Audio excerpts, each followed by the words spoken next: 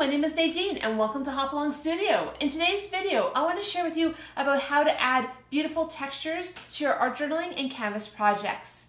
The ones we'll be focusing on today are those background layers, those initial layers that will pop up and add beautiful dimension to your projects. So let's get started. So the first technique I'm going to show you is how to use super heavy gesso through a stencil or with a palette knife. So super heavy gesso is very different than a regular fluid gesso. This Liquitex super heavy gesso is extremely thick. So as you can see, it's probably thicker than icing and it takes a little bit of work to put into them. I would usually use a palette knife for most of this stuff, but when I'm using it on a palette, I like going a little bit thicker with my application, and so I often just use a scraper like this. You could use a credit card, you could really use anything that you have on hand. And so this particular technique, doing it like this, you could do this very easily on an art journal page. The surface isn't really that big, and because it is quite thick, I think what I'm going to do is just cover the entire surface first, and then I'm going to try to even it out. So what's nice about this stuff is you could really make ridges and lines and everything with this gesso because it is so heavy. And because like normal gesso, it has tooth, and what that means is that paint and other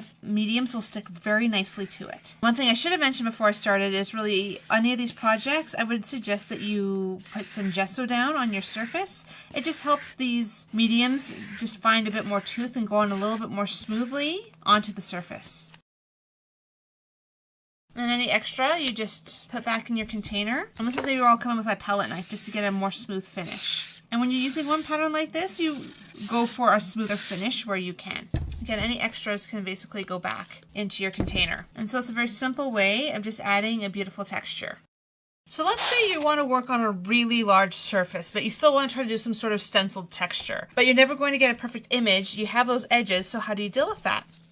So in this case, I'm just starting by putting it through the stencil, and I'm not being as precious about the direction it's going. It's not about having a beautiful, perfect image. It's about adding texture. And so I pulled that up. You can see I had a really thick area there, so it went on a little wonky, but that's okay, because again, I'm just going to add more texture. This is not about having it all perfect. This is just about creating texture onto your surface.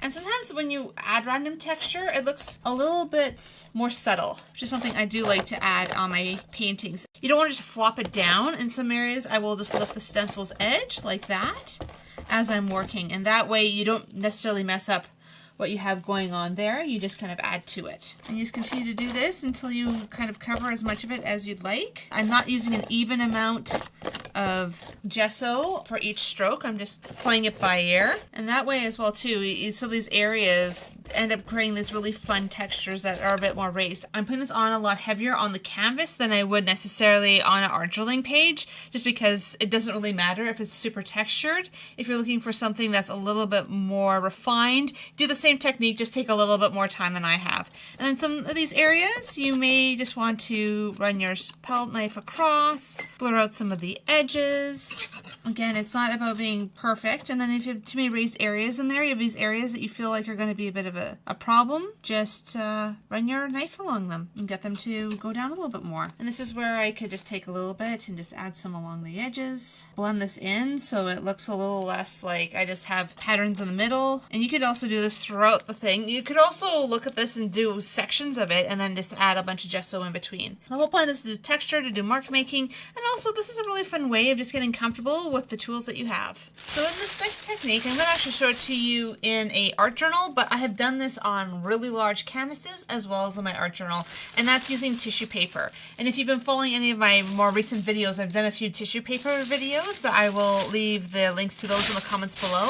And basically what you want to do with this tissue paper is just crumple it up.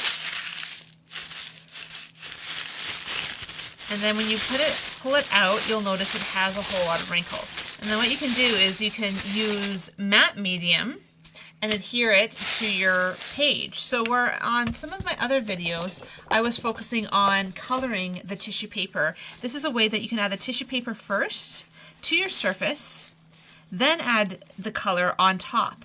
And this is just a different way of adding texture. And a lot of these things can be the same type of materials, but done in a few different ways.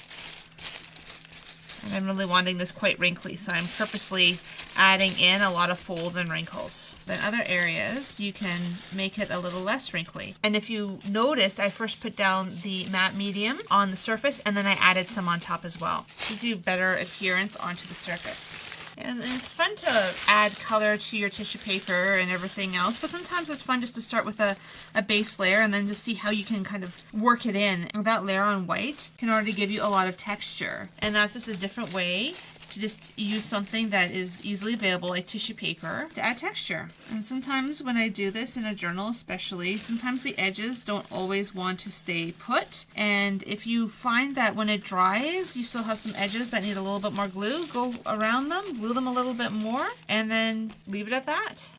You can just add a lot of just different textures. And this is where, if you want even more texture, or you're not happy with texture in an area, take another section and go over top. This is also where you could go in with colored tissue paper and just add the colored tissue paper or the tissue paper with modeling paste on top of this, or with gel medium. And if you haven't seen those videos, I have included them in the cards, and you can also find them below. Almost anything can be used as a texture onto your canvas pages or your art journal pages. And this one is drywall tape. And I was going to show you a whole demonstration with drywall tape, except that I misplaced it this morning. I've torn apart my art room and I cannot find it. So I just wanted to show you a few sections that I use for jelly printing for drywall tape. And this tape comes sticky, and usually what I end up doing is just taking some regular gel. I don't go for the matte medium. You want something a little bit heavier because of the heaviness of this.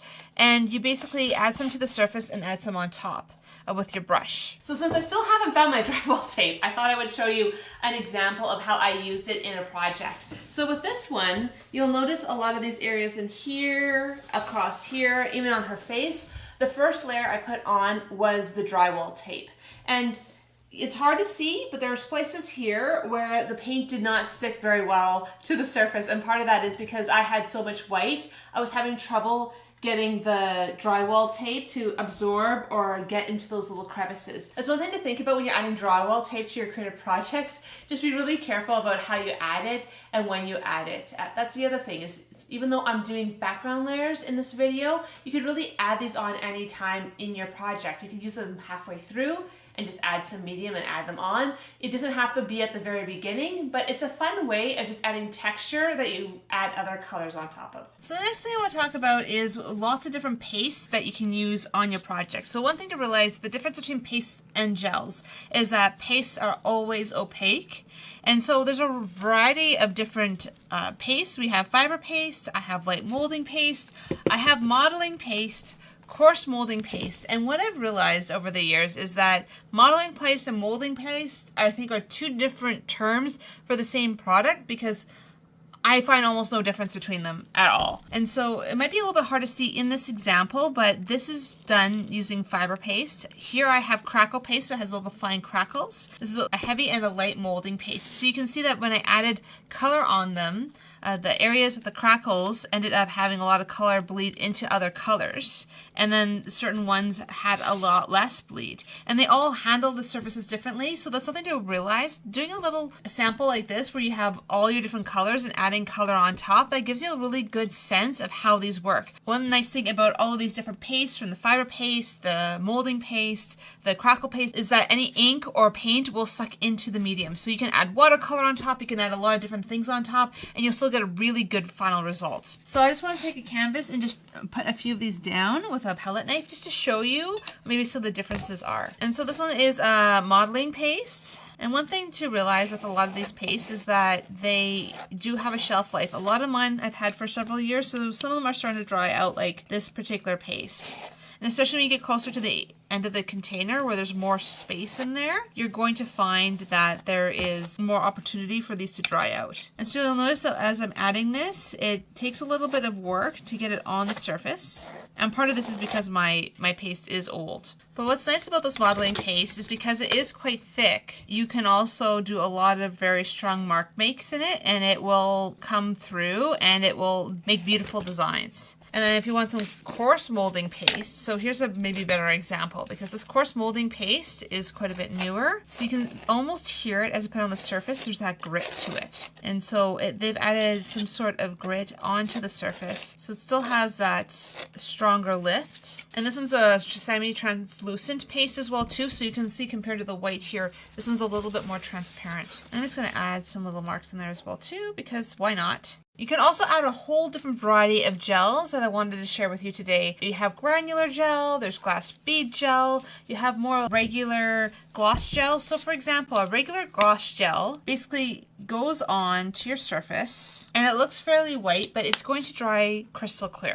This one's quite soft. I want to do this on a red surface just so you could actually see it on the surface instead of looking so much white on white. You can just add it very gently. This is great for adhering things. You can also do small mark making in it. And you can just kind of cover it up. I'm just going to do some lines in it. So again, it works very nicely. It works as a glue. I like foiling on top of it as well too. It works well for putting down a gold leaf and other foils. So for a lot of the more regular gels from Gloss Super Heavy Gel, like this one, for this one I use this a lot for mixing with my paint for palette painting. It's quite a bit thicker. You can get more of those ridges and all of that really fun deep texture that you're looking for. Again, this one, when you put lines in it, it is much deeper. You can actually carve a lot deeper lines where you could actually show the color underneath a lot more and get some very interesting techniques with this gel.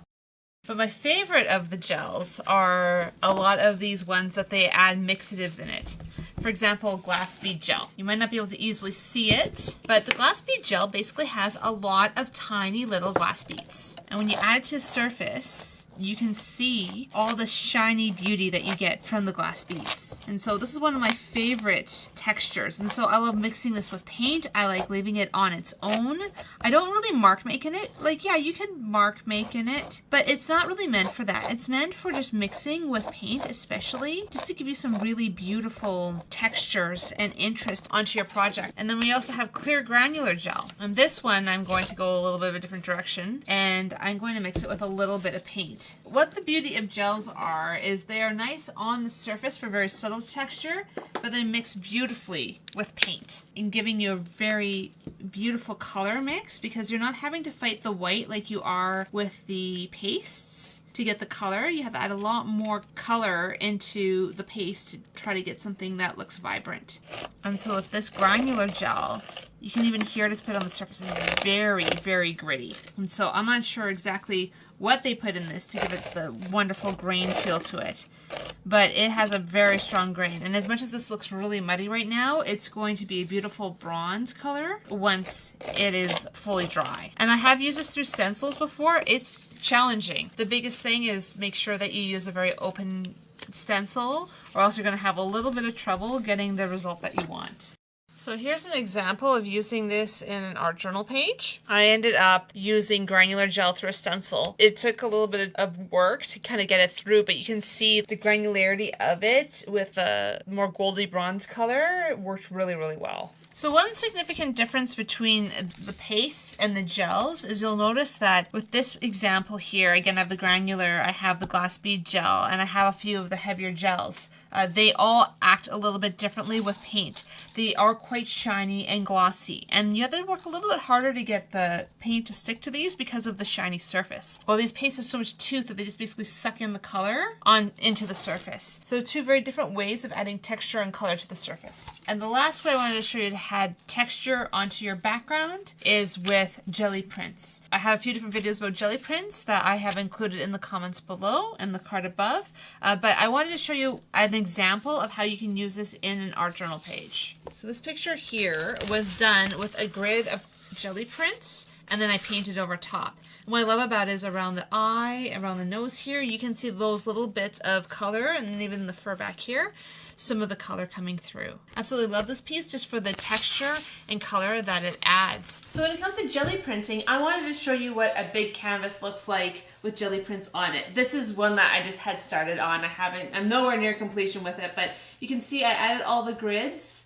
of the jelly paper, and basically now I'm going over it with color. And so you can see even some of these areas I've added more, less. Some of those jelly prints will come through quite subtly and other ones will be a lot more focused and central on my project. So this is a way you can add jelly prints to a much larger surface and have it just add to that design. So I wanted to share with you an unfinished project of mine, but I wanted to show you where you can kind of go with adding these layers. So you might be able to see a little bit better here. I started with the gesso through a stencil, and I could do these really fun textural layers on the very background. And now I've actually added in fiber paste on top to start putting in trees, and then I'll start adding paint on top of that. So you can see that you don't have to stick with just one textural layer that I've shown today. You can add them on top of each other. You could add 5 or 6 for all that matters. Just depends on where you want to go with your painting. And so I've found that a lot of the paintings that I've done, the ones I actually add the stenciling to the background of, a lot of people comment on it. I love the texture,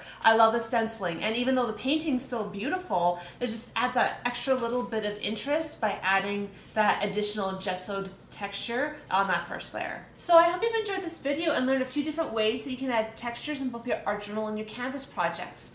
The only difference really between the art journal and the canvas is that I usually go a little bit thinner with my layers in the art journal and I go a little bit heavier with my layers in the canvas project. So again, depending on the surface you're using, you just may want to alter it slightly based off of what surface you're working off of. So if you've enjoyed this video, if you could like it, subscribe, and hit that notification button so you don't miss out on any future videos. And I would love to hear your comments on this. I would love to know what textures you use in your creative projects. And if you have any that I haven't mentioned today, I would love to hear about them and start a conversation. I'm always looking for new textures and different ways to add textures to my creative practice. And the next video that you see is for how to alter tissue paper for your art journal. And that one I will go into how you can not just add color, but also mediums to tissue paper. So I would love for you to check that out, and I will see you next time.